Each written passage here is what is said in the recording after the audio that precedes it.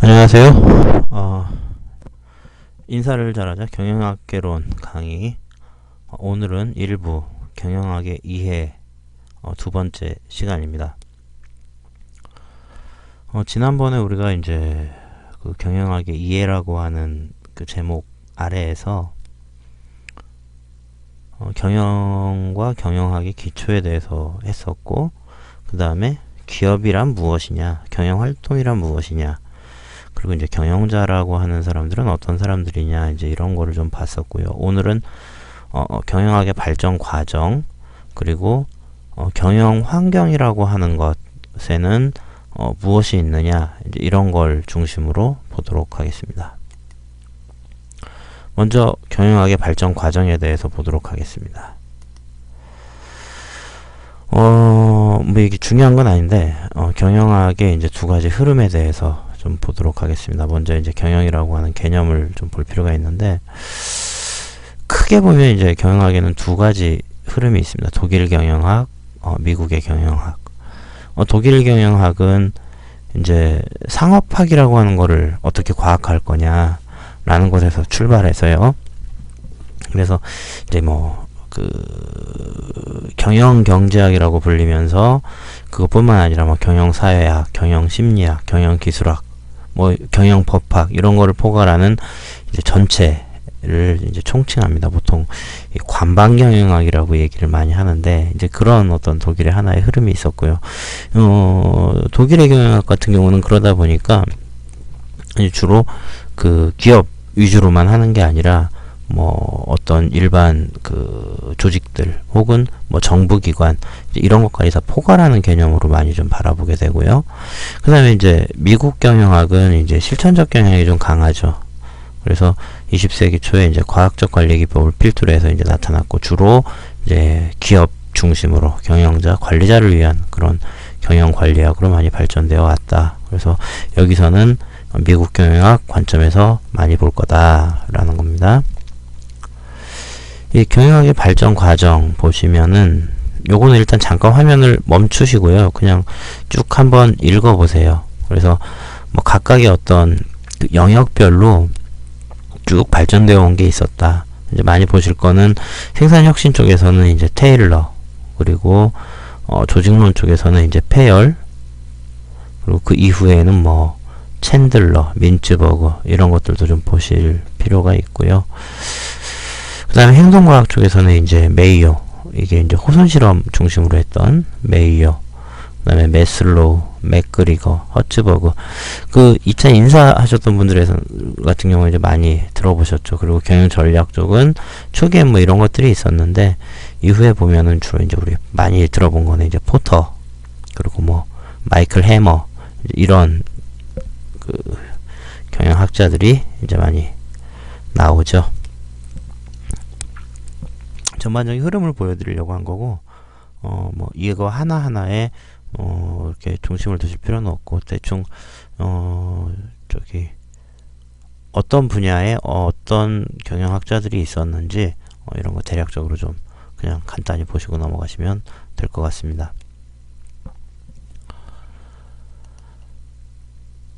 그 다음에 이제 시대별로 한번 어떤 주장들이 나왔었는지 한번 보도록 하겠습니다. 먼저 산업혁명 시대를 보면요.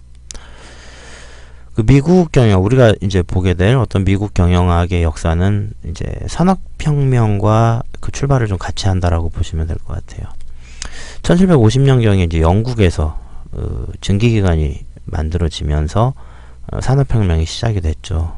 그리고 이제 거기에 아담 스미스의 분업화 전문화, 이런 것들이 같이 결부가 되면서 이제 산업혁명이 시작이 됐죠. 증기기관은 이게 기계라고 하는 것을 막 이렇게 돌릴 수 있게 됐잖아요. 그러다 보니까 철강산업에서 원가 절감을 가져오게 됐어요. 원가가 절감되니까 이제 가격이 낮아지죠. 원가가 싸지니까 판매 가격도 낮아지죠. 판매 가격이 낮아지니까 전에는 비싸서 못 샀던 사람들이 이제 구입을 하게 된단 말이에요. 그러니까 시장이 확대되는 거죠. 이 시장이 확대된다는 건 기업에서는 더 많이 만들어야 되는 그런 대규모화를 의미하게 되죠. 더 많이 만들려고 하다 보니까 이제 분업화, 전문화가 이제 가능하게 됐다. 전문화라고 하는 거는 어떻게 돼요? 전문화된 사람들로 나눠서 분업을 하려고 하면 지휘와 조정의 필요성이 느껴지게 된다는 거죠. 그러다 보니까 기업의 경영관리가 체계화되는 계기가 된 게 산업혁명이었다라는 겁니다. 산업혁명이 일어나고 이제 그거에 대해서 이제 분쟁이 많아지기 시작했어요. 초기에는 이 분업화되고 점차 이 기계의 부속품으로 사람들이 있다가 막 이제 뭔가 거기에 적응하는 부류도 생겨나게 되고 그거에 대항하게 되는 이제 그런 부류도 생겨나게 됐던 거죠. 그러다 보니까 이런 부분들을 관리하고 통제하는데 어떤 과학이 필요하게 된 거예요. 어떤 과학적 근거가 필요하게 된 거죠. 그거의 이제 시초가 이제 테일러입니다. 테일러는 이제 시간 연구를 맨 처음에 이제 개척했던 사람이죠. 자, 배경 보시면 지금은 좀 이해하기 어려울 수 있는데 당시의 작업자들은 해야 할 일 이상으로 작업을 하면 일자리를 잃을지도 모른다는 생각을 이제 가지고 있었다고 그래요. 그러니까 일을 더 하게 되면 뭔가 이제 그것 때문에 자기가 일자리를 잃을 수도 있다라고 생각하니까 딱 할 만큼만 했다는 거죠. 그러니까 충분히 시간이 남는데도 일을 안 하다 보니까 이제 테일러는 이 원인이 하루의 작업량에 대한 그런 기준이 없기 때문이다라고 이제 생각을 하면서 이 사람들의 동작, 작업, 도구 이런 것들을 이제 연구를 하게 됩니다. 원래 이제 테일러는 공장의 관리자였어요. 이런 관리자 있으면 짜증나죠. 그래서 이제 연구한 게 최고의 숙련공을 기준으로 기본적인 동작, 작업, 사용되는 도구 이런 것들을 표준화해 가지고 걸리는 작업 시간을 이제 표준 작업 시간이라고 하고 모든 사람들이 이 일정 시간 안에 요 작업량을 해야 된다라고 이제 정한 거를 이제 표준 작업량으로 해서 정했죠.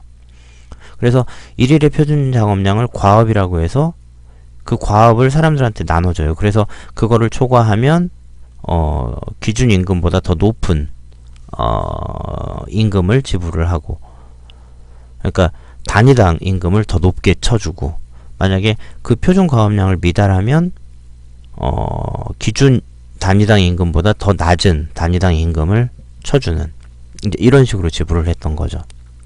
이렇게 일정한 과업과 성과급을 조합한 거를 이제 과업관리 태스크 매니지먼트라고 하고, 그래서 시간 연구를 통해서 작업의 표준화를 정착시키고 이걸 가지고 성과급제를 도입했다. 그래서 작업자가 게으를 틈을 안 줘서 생산성 향상을 가능하게 한 것이 이제 테일러가 그 시초였다는 거죠.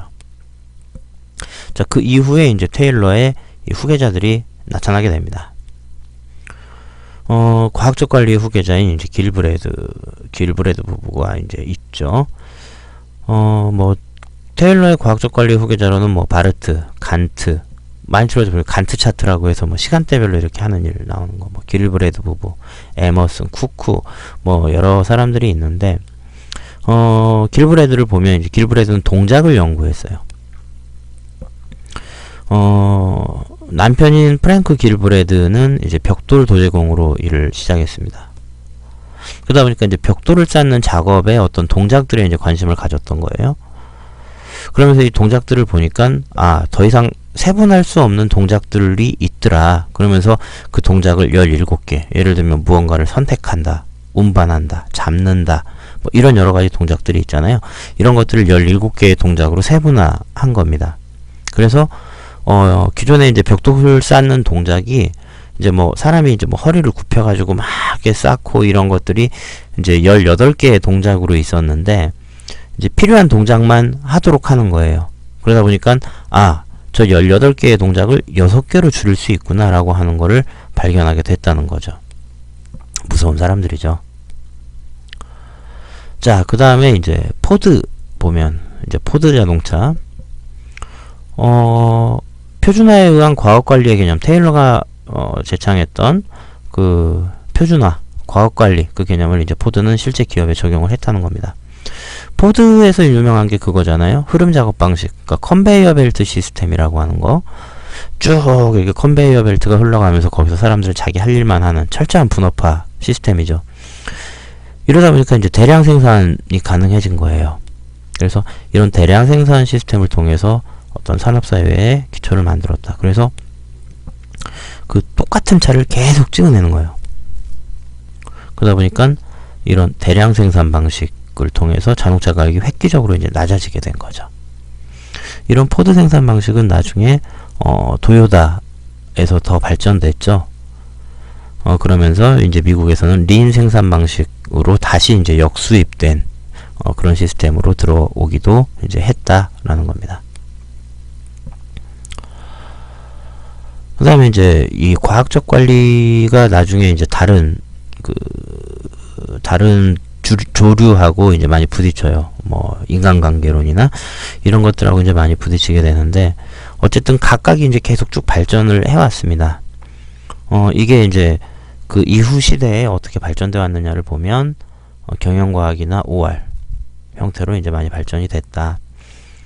2차 세계대전을 거치면서 이제 경영과학 분야는 이제 경영학의 한 조류로 이제 자리를 잡게 됐습니다.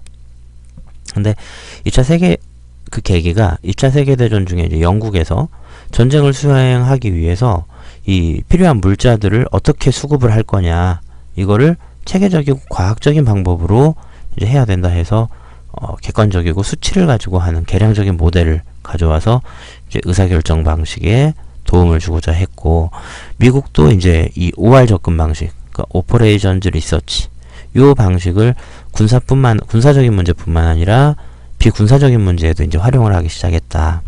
영국에서 했던 어떤 의사결정 방식, 계량적인 의사결정 방식들을 여러 가지 분야로 이제 활용을 했다는 거죠. 그중에 이제 특히 기업에서는 생산관리 쪽에서 주로 이제 이렇게 뭘 쪼개고 나누고 분석하고 이런 게 주로 이제 생산 쪽에 많이 활용이 되잖아요. 원가를 낮추는 가장 중심적인 부분이기도 하니까. 그래서 생산관리 분야로 이제 광범위하게 적용이 됐다. 그래서 적정 재고를 유지한다든지, 그 다음에 생산계획을 세운다든지, 경제적 주문량, 그 다음에 시뮬레이션, 이런 거에 이제 활용이 돼서 기업이 효율적인 관리 시스템을 구축하는데 이제 많은 일조를 하게 되었다는 겁니다. 자, 그 다음에 이제 관리 이론이 대두되기도 하였다. 관리론을 이제 주장한 거는 이제 페어리입니다. 앙리 페어리라고 하는 사람인데요. 이 사람은 제가 알기로는 기업체의 CEO를 되게 오래 했던 사람이에요. 근데 이제 이 사람은 경영과 관리의 개념을 구분해야 된다라고 이제 주장을 했습니다. 그래서 경영이라고 하는 거는 기업의 자원을 활용해서 기업의 이익 극대화와 기업의 목적 달성을 위하여 사업을 운영하는 광범위한 개념이다. 그래서 이 경영의 기능에는 6가지, 기술활동, 상업활동, 재무활동, 보존활동, 회계활동, 관리활동, 이런 것들이 있는데 그 중에 활동의 하나가 이제 이 관리라는 거죠. 관리활동.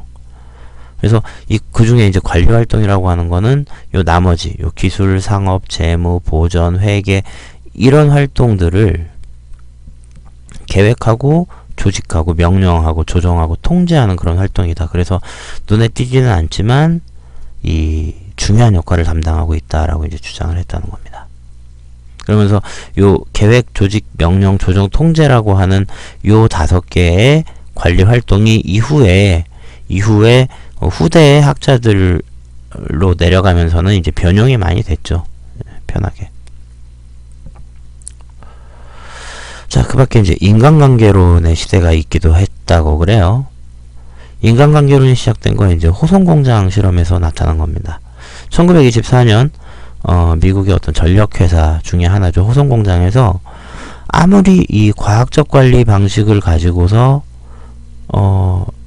일을 해도, 작업을 해도 이게 생산성이 잘 안 나오니까 뭔가 이렇게 컨설팅을 맡겨요. 그래서 이 전국 연구협의회라는 곳과 메이어를 중심으로 해서 장장 5년에 걸쳐서 했던 실험들입니다. 주로는 이제 작업자의 작업 능률하고 그거에 영향을 미치는 조건들이 무엇이 있느냐를 연구했다는 거죠. 뭐 자세한 거는 나중에 인사관리 쪽 보시면은 그 인사를 잘하자, 원래 그 시즌2나 시즌1 이렇게 보시면은 서두 부분에, 앞부분에서 많이 좀 설명이 많이 되어 있습니다. 어쨌든 여러 가지 실험을 하면서 이제 본 거는, 그 테일러는 이 작업 환경이 중요하다고 했는데, 보니까 휴식 시간 등과 같은 환경적인 요인의 변화는 이 노동자의 생산성과 관계가 없고, 오히려 감독 기술의 변화, 그러니까 대인 관계의 변화가 이 작업 산출량과 관계가 있더라라는 걸로 파악이 됐다는 거예요. 그러면서 직원들 간에 형성된 어떤 연대감, 그런 것들이 산출량에 영향을 중요하게 미치더라. 그래서 이 인간의 생산활동이라고 하는 거는 그가 속해 있는 인간관계의 상태에 의해서 결정된다. 그래서 이 실험을 통해서 이제 인간관계론이라고 하는 분야가 이제 탄생하게 됐다는 겁니다.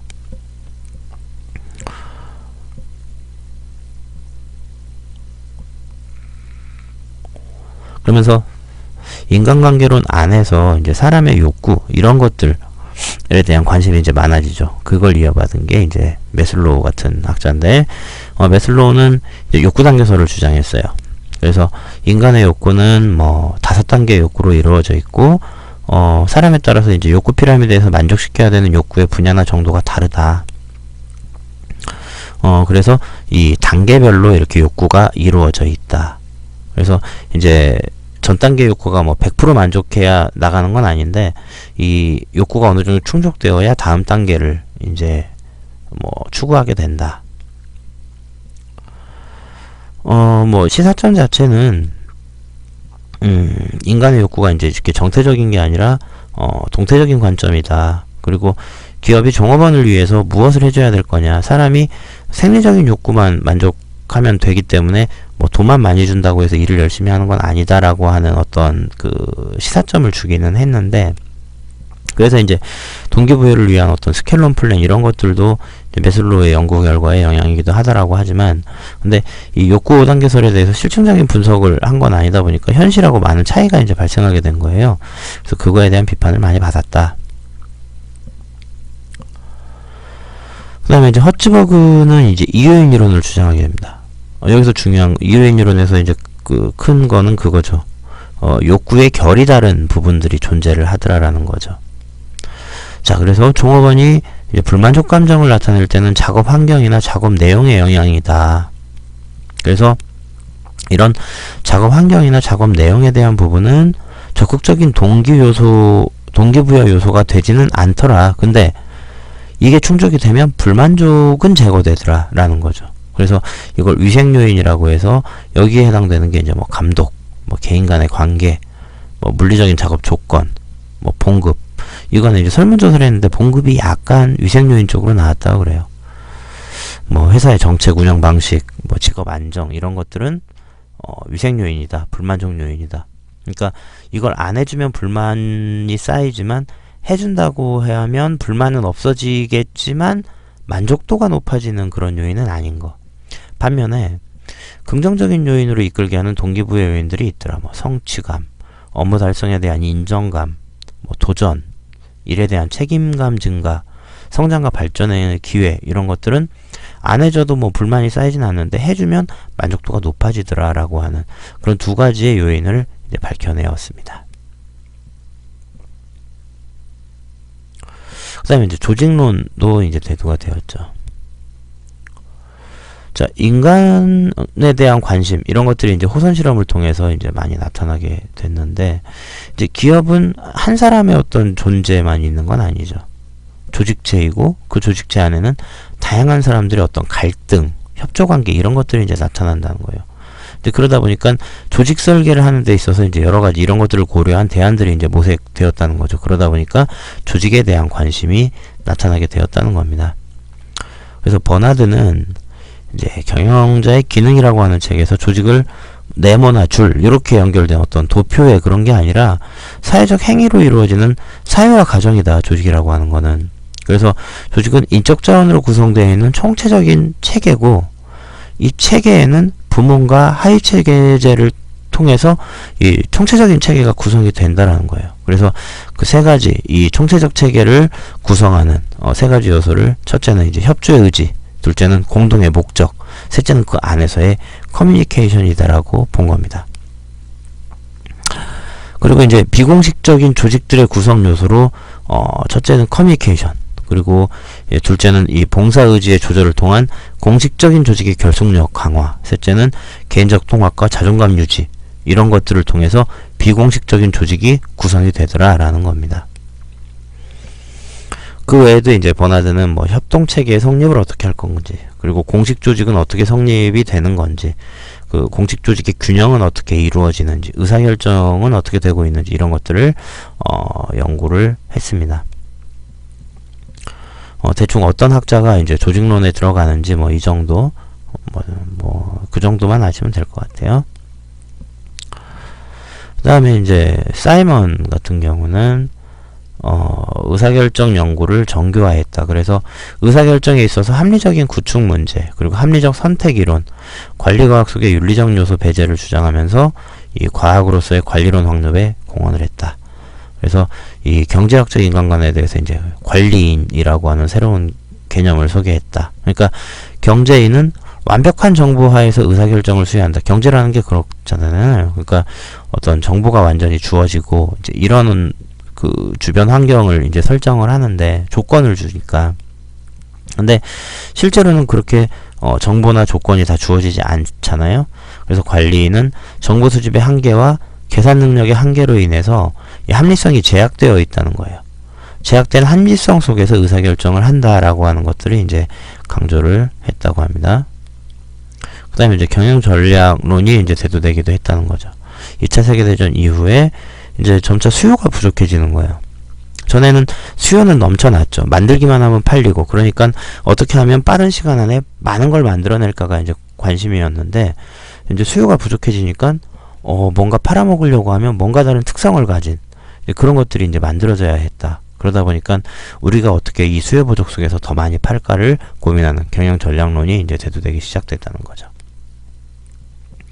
그래서 뭐 전략론이 처음 시작하는 시기도 있었고, 그래서 뭐 사업 부재, 뭐 장기 경영 계획, 마케팅 이런 개념도 이제 들어오게 됐고요. 70년대에는 이제 전쟁 전략 이런 것들을 많이 연구를 하겠다. 80년대에는 기업 문화에 대해서도 이제 고민을 하기 시작했고, 90년대 들어서는 이제 핵심 역량에 대한 관심들로 이제 많이 옮겨오기도 했다. 좀 유행이 좀 있었습니다. 그래서 이제 엔조프는 기업 전략론에서 이제 경영 전략이라고 하는 거는 조직의 발전 과정을 지도하는 새로운 의사결정 룰과 가이드라인이라고 주장했다. 그러니까 기업이 어떤 룰과 가이드라인으로 의사결정을 행하는 과정, 이런 것들을 이제 전략이라고 했다는 거죠. 그러니까 전략이라고 하는 건 짜는 거잖아요. 그래서 우리가 어떤 틀 속에서 어떤 가이드라인을 가지고 이제 어떤 판단을 할 거냐, 이런 것들이 이제 그 전략이라고 했는데, 이 전략에서 이제 중요한 세 가지 요소, 그거를 이제 포트폴리오 전략, 경쟁 전략, 뭐 시너지 효과, 이렇게 이제 이야기를 했습니다. 그래서 포트폴리오 전략이라고 하는 거는 기업이 독립적으로 행하고 있는 사업 부재의 이제 사업 영역을 규정하는 거. 그래서 각각의 이제 사업 부재에 너는 이 일을 해, 너는 이 일을 해, 이제 이렇게 이제 맡기는 거죠. 그리고 경쟁 전략은 그 안에서 사업 부재가 시장에서 성공하기 위해서 선택하는 접근 방법, 그 안에서 그러면 그러니까 어떤 독립 영역으로 이걸 나눌 거냐, 그리고 그 안에서 그럼 어떻게 성공을 할 거냐, 그리고 이 사업 부재별로 나눠 놓으면 서로 어떻게 시너지 효과가 나타나느냐, 이제 이런 거죠. 그래서 뭐 판매 시너지, 뭐 조업의 시너지, 투자의 시너지, 경영 시너지, 이런 네 가지가 있다고 보았다고 합니다. 그러니까 시너지는 이제 서로 다른 게 이렇게 붙었을 때 1 플러스 1이 2가 되는 게 아니라 뭐 3, 4 이렇게 되는 거잖아요. 그러니까 뭐 사업을 다 나눠놨어요. 뭐 음식을 파는 것도 있고 뭐 무슨 다른 그릇을 파는 것도 있는데, 두 가지를 이렇게 같이 이렇게 팔다 보니까 판매 어떤 효과가 같이 나오는 거죠. 음식을 팔면서 그릇도 팔고, 그 다음에 생산 공정을 같이 합쳐 놓으니까는 이제 더 뭐 이렇게 만들기가 쉬워지고 뭐 이렇더라는 거죠. 그 다음에 이제 코틀러는 마케팅에 대한 연구를 많이 했습니다. 그래서 경쟁 전략을 마케팅 관점에서 이제 일어나있다. 그래서 마케팅을 교환 과정을 통한 니즈와 욕구를 만족시키기 위한 의도된 활동이다라고 이제 정의를 했다는 거예요. 그 다음에 포터는 이제 경쟁 전략을 연구했던 사람이죠. 그래서 경쟁 전략을 수립하기 위해서는 5가지 요인을 분석해야 된다. 그래서 신규 업체, 대체품, 그 다음에 고객의 교섭력이죠. 공급업자, 경쟁자, 이런 것들을 분석해야 된다. 그래서 이런 것들을 분석해서 거기서 평균 수익률, 업계의 평균 수익률 이상을 확보할 수 있어야 기업의 생존과 직결된다. 그리고 그런 것들을 하기 위한 전략으로는 원가 우위 전략, 그 다음에 차별화 전략, 그리고 포커스 전략, 그러니까 집중 전략, 이런 전략들이 이 5가지 경쟁 요인에 대처하는 일반적인 전략. 그래서 이제 본원적 경쟁 전략이라고 이야기를 하는 거죠.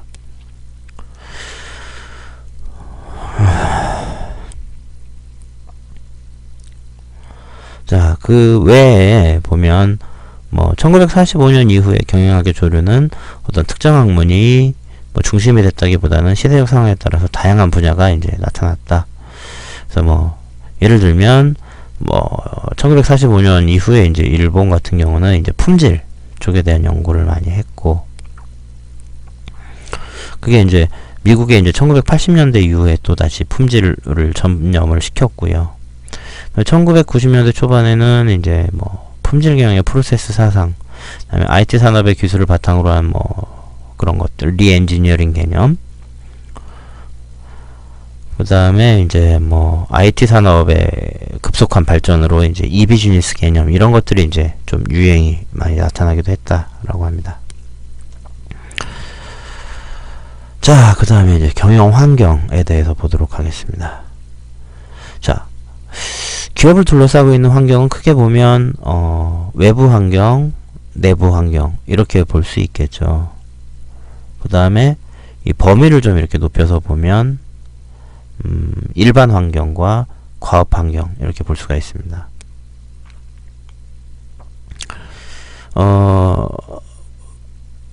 그러니까 보면은 이 전체가 이제 외부 환경이죠. 그러니까 외부 환경은 요 과업 환경, 일반 환경. 이제 큰 거부터 나가면 외부 환경이라고 하는 거는 요 일반 환경들.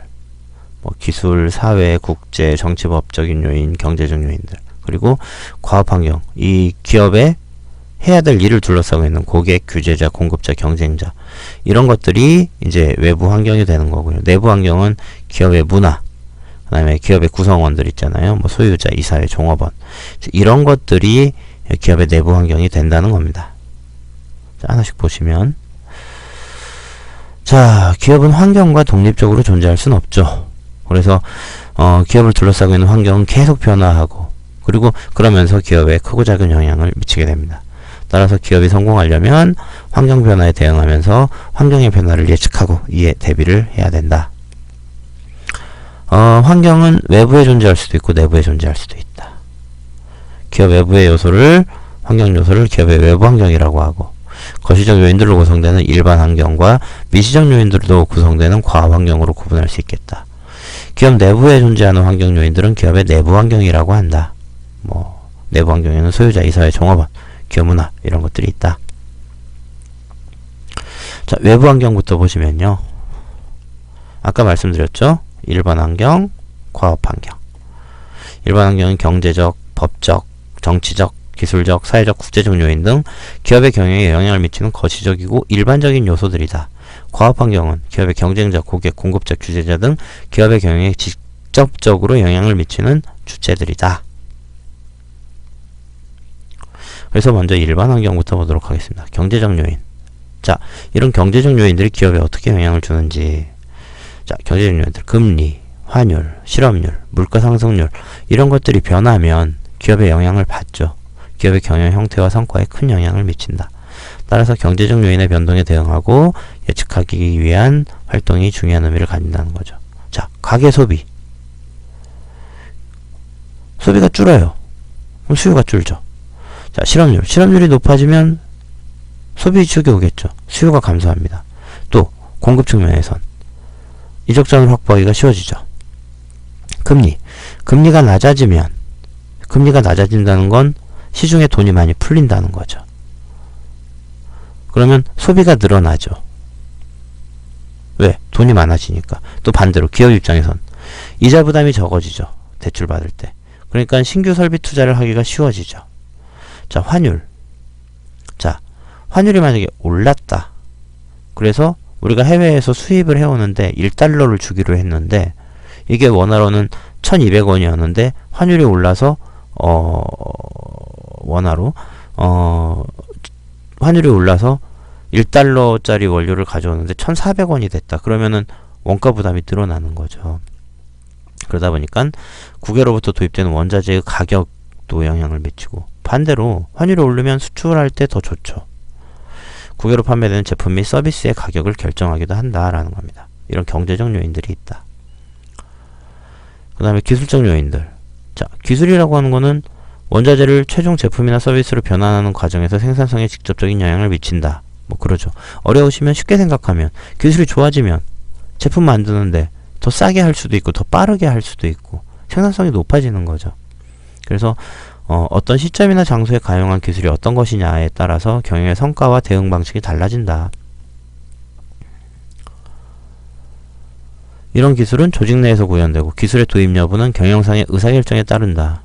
그러니까 이런 기술을 우리가 내부에서 만들 거냐, 아니면 이런 기술을 한번 연구해 볼 거냐, 이런 기술을 외부에서 사올 거냐, 아니면 이런 기술 없이 갈 거냐, 이런 건 다 의사결정에 따라서 간다는 거죠. 그래서 특정 기술의 가용성 여부는 해당 시점과 장소에 의해서 제약을 받게 된다.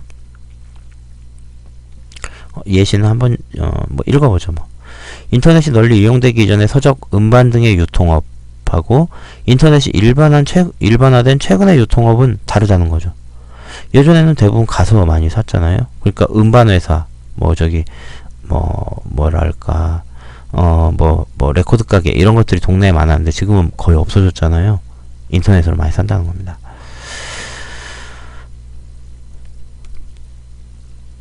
그 다음에 정치적 법적 요인들. 자, 시장경제 성숙도와 정치적 안정성에 따라서 정치적 법적 요인이 미치는 영향은 다양하게 나타난다. 그러니까 이 정치 수준이 낮다, 시장경제 수준이 낮다 이러면은 낮은 수준의 시장경제와 불안정한 정치체제에서는 직접적으로 영향을 많이 받죠. 예전에 개발독재 시대에 이거 투자해 그러면은 투자 안 하면 기업을 없애버렸어요. 그룹을 없애버렸어요. 뭐 국제그룹 이런 거 금방 없어져 버렸잖아요. 정치체제 자체의 안정성이 기업의 경영에 큰 영향을 미친다. 정치체제 안정성이 낮은 것은 경영에 있어서 불확실성과 위험 요인으로 작용하기 때문에 정치적 안정성과 개방성이 높은 국가일수록 투자가 선호되더라. 정부의 기업 친화적 경향도 경영에 영향을 미친다. 정부의 정책 방향에 따라서 이제 많이 달라진다는 거죠. 친기업적일 수도 있고 반기업적일 수도 있다. 그에 따라 가능한 경영활동의 폭도 달라지더라. 그 다음에 기업과 관련한 법률과 제도도 경영활동을 제약하더라. 예를 들어서 이제 공정거래법이 뭐 더 이렇게 많이 규제하는 형태로 갔다라고 하면 어려워지는 거죠. 공정거래법에서 뭐 이렇게 담합이나 이런 걸 뭐 막고 있다라고 하면 경쟁 전략의 폭이 좁아질 수밖에 없는 거죠. 그리고 이제 관련 법률의 저촉 여부를 고려할 수밖에 없다. 그 다음에 이제 사회적 요인들. 기업은 소속된 사회의 규범과 윤리에 영향을 받는다. 그리고 그 사회 안에서 사회적 책임을 가지게 된다는 거죠. 그래서 이런 사회 윤리적인 요인들을 고려해야 된다. 그리고 이런 틀 안에서 이 사회적인 규범과 윤리의 틀 안에서 기업이 취할 수 있는 경영활동의 형태에도 영향을 미치게 되더라는 겁니다. 그 다음에 국제 요인. 국제화가 진전되면서 경영활동에서도 국제적 환경의 중요성이 가중되고 있죠. 더군다나 이제 수출이 많아지고 아니면 해외 직접 투자하고 하는 게 많아지면 이 국제 경기가 어떻게 변화하느냐, 아니면 국제적인 어떤 분쟁이 생기고 이런 것들이 직접적인 다 영향을 받게 되더라는 거예요. 그러다 보니까 뭐 그리스라고 하는 나라 하나가 경제 위기를 겪는데 그것 때문에 여러 나라들이 같이 막 쓰러지게 되는 도미노처럼 그런 것들이 나타난다는 거죠. 그래서 미국에서 연준에서 금리 조금 올려버리면 우리나라 경제도 크게 타격받고 이런 것들이 이제 나타나는 거잖아요. 점차 이제 그런 경향이 강해지더라. 국가 간 자유무역의 확대로 인해서 국제무역의 규모가 급증하고, 과거에는 국내를 대상으로 하는 기업이었어도 이제는 타국가의 제품과 경쟁해야 되는 시대가 왔다. 예전에는 국내 업체만 경쟁을 했는데 지금은 알지도 못하는 외국 업체들하고 경쟁을 하게 되더라는 겁니다. 그래서 국제적인 현상이나 타국에서의 현상이 국내의 제품 시장에 영향을 미치게 되더라는 겁니다. 그 다음에 이제 두 번째, 과업 환경. 이거는 그 미시적인 거라고 했죠. 우리 기업의 일과 관련된, 우리 기업과 직접적으로 관련 있는. 자, 일반 환경은 기업을 둘러싼 거시적 규모의 환경이니까 장기적이고 간접적이다. 반면에, 근데 이 장기적이고 간접적이라는 것도 요즘에는 많이 단축이 됐죠. 근데 이제 그거보다 더 기업의 경쟁자, 고객, 공급자 이런 사람들은 즉각적이고 직접적인 영향을 미친다는 거예요. 그래서 이런 환경 요인을 과업 환경, 태스크 인바이러먼트라고 하는데, 이거는 크게 경쟁자, 고객, 공급자, 규제자 이렇게 네 가지로 구분해 볼 수 있겠다. 먼저 경쟁자. 동일한 자원을 두고 경쟁하는 다른 조직을 경쟁자라고 한다. 경쟁 대상은 뭐 고객의 돈이죠. 우리가 경쟁자보다 고객의 돈을 얼마나 가져올 거냐. 동일하거나 유사한 제품이나 서비스를 생산하는 다른 조직은 보다 많은 고객을 확보하기 위해서 경쟁한다. 아니면 동일하지 않지만 대체관계에 있다고 하더라도 경쟁자가 되는 거죠. 항공, 철도, 고속버스처럼. 아니면 경쟁 대상이 되는 자원에 따라서 전혀 다른 업종 간에도 경쟁이 발생할 수 있어요. 자, 창업투자회사에서 주는 투자금을 확보하기 위한 경우에는 업종이 중요한 게 아니죠. 자, 그 다음에 경쟁자 사이에서 상대방의 경영 행위에 대해서 직접적인 영향을 받으니까 경쟁자의 전략이나 경영 활동을 이제 고려하게 된다는 거예요. 그래서 경쟁자의 장점을 파악해서 도입을 검토하는 이런 거를 이제 벤치마킹이라고 한다는 거죠.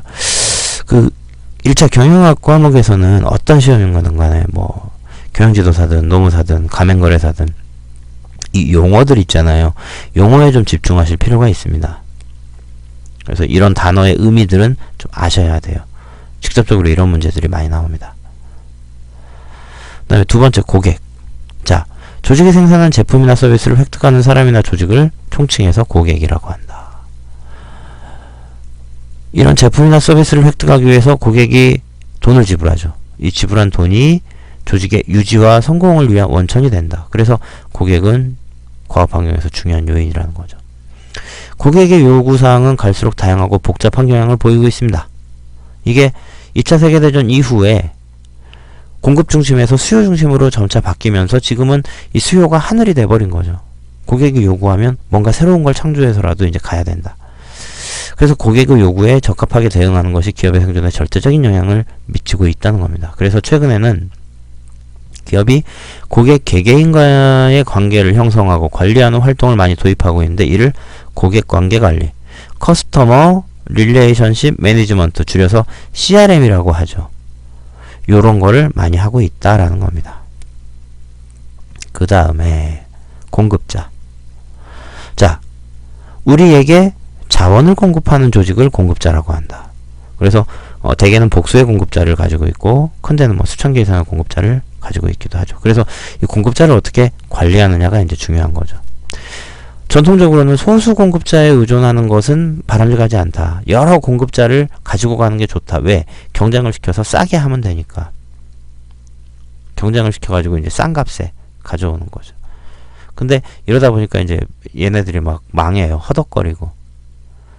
그래서 대기업의 갑질들이 이제 이런 소수의, 이런 공급자들에게 많이 나타나는데, 근데 반대로 또 최근에는 이 소수의 공급자와 밀접한 협력 관계를 구축하는, 그래서 그런 것들이 이제 좋은 결과를 가져오기도 하더라. 왜?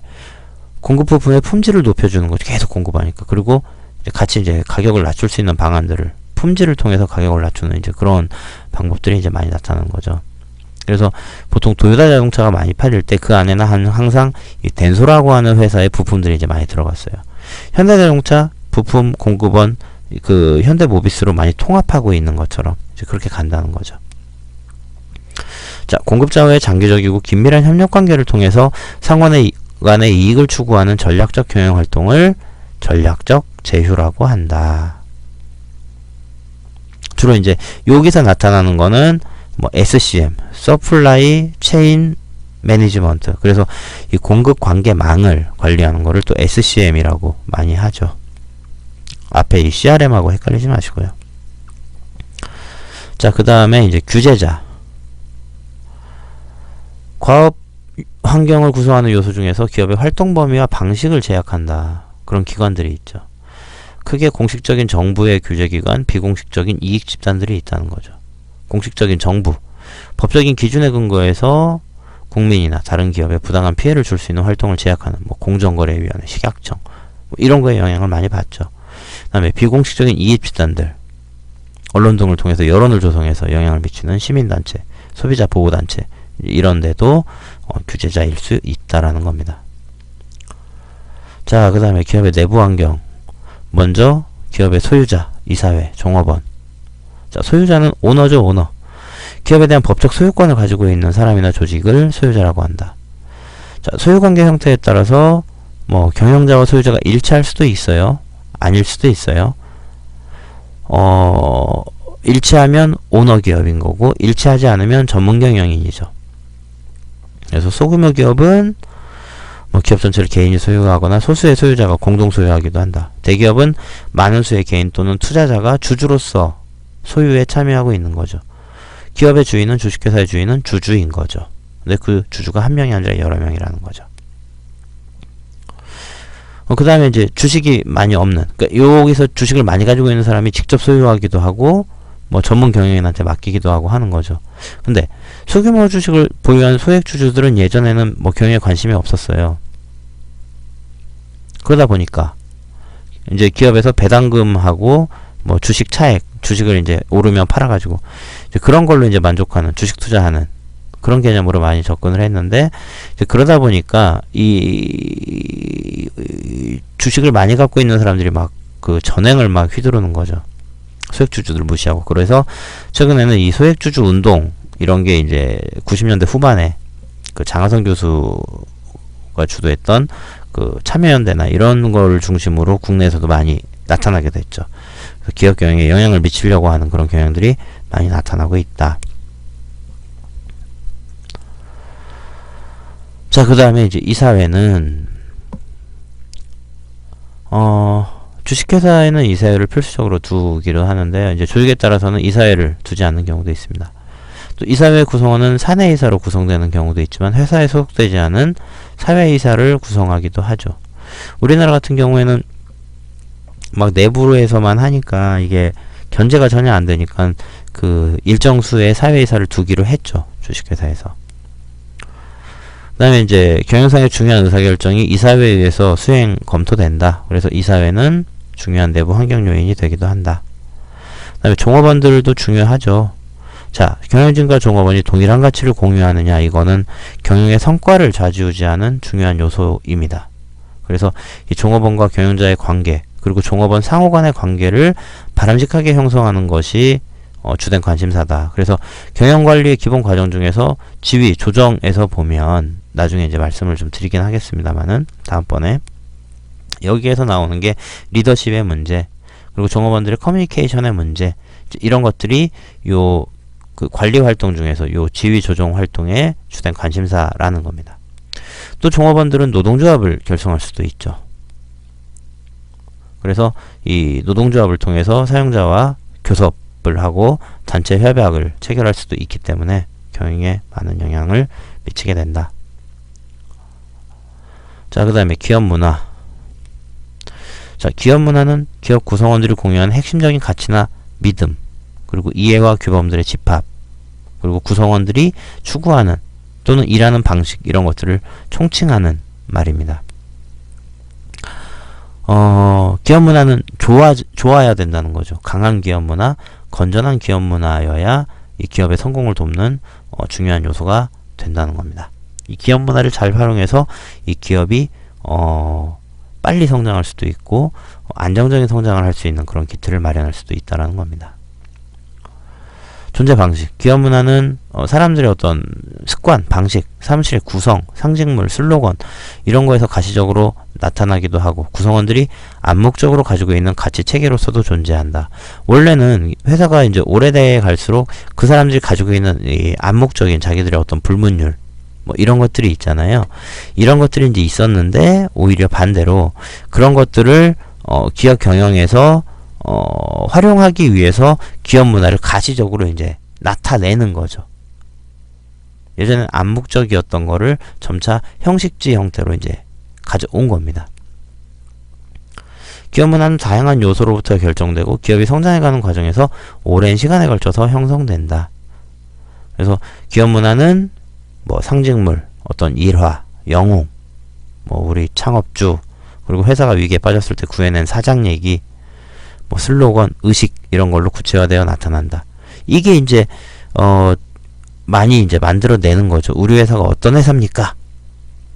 사람들한테 이제 그렇게 인식을 시켜주면서 특유의 기업 문화를 형성하기 위해서 더 구체화하는 형태로 나타나게 된다는 거죠. 자, 기업 문화의 역할. 기업 문화는 해당 기업이나 조직의 이미지를 결정합니다. 그래서 합리적인 이미지나 추진력이 강하다는 이미지 등은 이 해당 기업이 어떤 가지고 있는 업종의 특성 또는 발전해온 과정, 리더의 스타일, 이런 복합적인 요인들이 오랜 시간 동안 축적돼서 만들어진 것이다. 그래서 그렇게 만들어진 거는 쉽게 바뀌지 않는다는 거죠. 그러다 보니까 이거를 잘 관리할 필요가 있다. 그래서 경영자는 이 기업 문화의 관리에 노력을 기울여야 한다. 기업 문화를 관리하기 위해서는 현재 문화를 이해하고 이를 유지할지 변경할지를 결정해야 된다. 문화를 바꾸기로 했으면 만들어내려고 하는 문화에 대해서 명확하게 어떤 목표, 어떤 방향으로 가야 될지 그런 생각을 가지고 있어야 된다. 그래서 새로운 문화를 빨리 정착하려면 외부에서 최고 경영자를 데려온다든지 그 사람 스타일로 좀 많이 바뀔 거니까 뭐 새로운 슬로건을 채택하거나 의식을 수행하면서 막 사람들의 어떤 인식을 바꾸도록 막 일부러 뭐 행사를 만들거나 이런 것들이 필요하다라는 겁니다. 자, 여기까지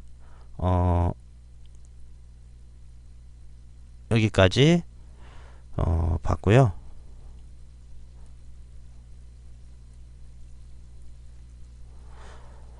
그래서 오늘은 여기 보시면 경영학의 이해, 그러니까 경영학이 뭔지를 가장 기초적인 내용 가운데 경영학이 어떻게 발전해 왔고, 그 다음에 경영 환경, 이 경영에 영향을 미치는 주변 환경은 어떤 게 있나, 외부, 내부 나눠서 보았습니다.